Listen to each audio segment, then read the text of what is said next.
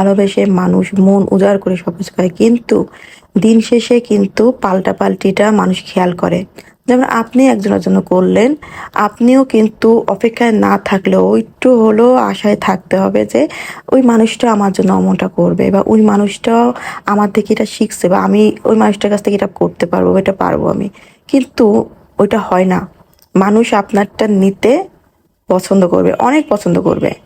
আর দেয়ার বেলায় মানুষ নিজেকে সবচাইতে গরিব, সবচাইতে নিম্ন, যত রকমের তাকে ছোট বানানো যায় সে নিজেকে নিজে বানাবে। এটাই হচ্ছে বর্তমান প্রত্যেকটা মানুষের, জানি না, কিন্তু ম্যাক্সিমাম মানুষের ঘরে বাইরের অবস্থা। ঠিক আছে, মানুষের কথা কি বলবো। তো এই যে কোয়েল পাখিটাও রান্না করছে রোস্টের মতন করে। আর আমার ছেলেটার যে কি হয়েছে, মানে এখন সকাল হলেই ও ল্যাপটপটা নিয়ে বসবে, বসে মানে এই যে হিসু করে